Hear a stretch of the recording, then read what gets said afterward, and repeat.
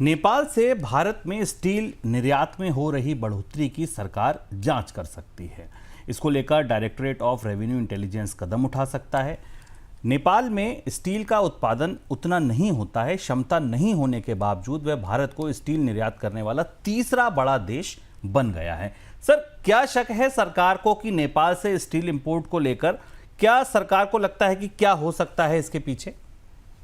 नेपाल की परिस्थिति बड़ी बड़ी दिलचस्प है भारत के साथ। नेपाल से भारत के जो रिश्ते हैं, व्यापारिक रिश्ते, उसमें नेपाल ड्यूटी फ्री इंपोर्ट के लिए खुला हुआ है। नेपाल से जो सामान भारत में आता है उस पर ड्यूटी नहीं लगती, जबकि चीन से अगर कोई स्टील आता है तो उस पर 12% ड्यूटी लगती है। और अब हाल फिलहाल के महीनों में, खासतौर पर डोनाल्ड ट्रंप के टैरिफ के बाद जो ग्लोबल मेटल सप्लाई चेन में बदली है और कीमतों में जो उतार चढ़ाव हुआ है, जो आपूर्ति बदली है, उसे देखते हुए भारत के डायरेक्टरेट ऑफ रेवेन्यू इंटेलिजेंस को इस बात का शक है कि चीन का स्टील नेपाल के रास्ते भारतीय बाजार में आ रहा है। डीआरआई ने हाल फिलहाल के दिनों में 2 बार ऐसे क्लैरिफिकेशन भी इशू किए हैं, जिनमें यह देखने के लिए कि क्या ये स्टील ऐसा तो नहीं है कि उसकी भारत में डंपिंग हो रही है। और अब इसलिए ज़्यादा पड़ताल की जा रही है। ये बात बिल्कुल सही है कि नेपाल में स्टील की सुविधाएं, उत्पादन की क्षमताएं नहीं है, तो ये स्टील चीन का ही हो सकता है जो भारतीय बाजार में पहुंच रहा है। और ये भी माना जा रहा है कि कुछ अन्य देश भी अपने स्टील को चीन के माध्यम से भारतीय बाजार में भेज रहे हैं। सर, दूसरा एक सवाल और कि मेटल्स पर जो टैरिफ बदले हैं, क्या उसकी वजह से सप्लाई चेन पर कुछ असर होगा? पूरी दुनिया की सप्लाई चेन शुभम मेटल्स के टैरिफ के कारण बिगड़ी हैं। कम से कम 3 बड़े मेटल्स को तो आप देख ही सकते हैं, कॉपर, एल्युमिनियम और स्टील। क्योंकि अमेरिका में स्टील पर 50% टैरिफ है, एल्युमिनियम पर 50% टैरिफ है।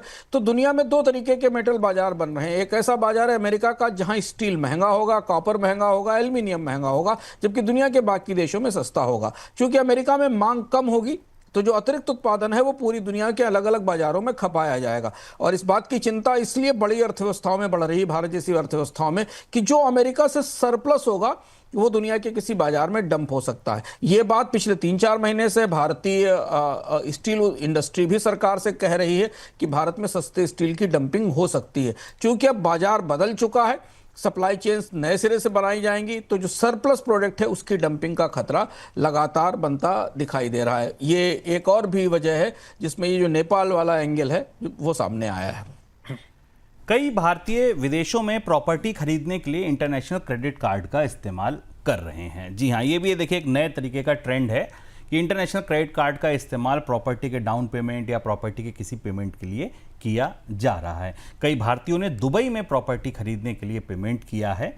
विदेश में प्रॉपर्टी खरीदने के लिए इंटरनेशनल क्रेडिट कार्ड के इस्तेमाल के खिलाफ किसी तरीके का कोई रेगुलेशन नहीं है, जिस वजह से इस तरीके के मामले सामने आ रहे हैं। सर, क्या गफलत क्या है यहाँ पे? ठीक है, क्रेडिट कार्ड है, हम जाने से पहले अपने बैंक से बोल कर जाते हैं कि आप हमारा इंटरनेशनल ट्रांजैक्शन ओपन कर दीजिए। अगर इंटरनेशनल क्रेडिट कार्ड है, ट्रांजैक्शन ओपन है, अब हम उससे प्रॉपर्टी खरीदें या सूटकेस खरीदें, हमारे ऊपर है। इंटरनेशनल क्रेडिट कार्ड या किसी भी तरीके के credit card current account transactions के लिए होते हैं, प्रॉपर्टी ट्रांजैक्शन के लिए नहीं होते। आप सामान खरीद सकते हैं, आप शॉपिंग कर सकते हैं, आप टिकट पे कर सकते हैं। इस मामले में नियम बेहद स्पष्ट नहीं है। और दुबई का प्रॉपर्टी बाजार तेजी से बढ़ भी रहा और भारतीय निवेशक वहां निवेश भी कर रहे हैं। तो एक नया तरीका उन्होंने निकाला है इस क्रेडिट कार्ड के थ्रू इसका को पेमेंट करने का। और सरकार के पास, आरबीआई के पास अभी इस मामले में स्पष्ट नियम नहीं है। आमतौर पर यही माना जाता है कि क्रेडिट कार्ड का इस्तेमाल जो है वो सिर्फ सामान्य खरीदारी के लिए, करंट खरीदारी के लिए किया जाता है। प्रॉपर्टी खरीदने के लिए आपको बैंक से दूसरे तरीके से लोन लेने की या बाकी चीज़ों की ज़रूरत होती है, लेकिन लोग क्रेडिट कार्ड को एक सामान्य लोन के तौर पर इस्तेमाल कर रहे हैं।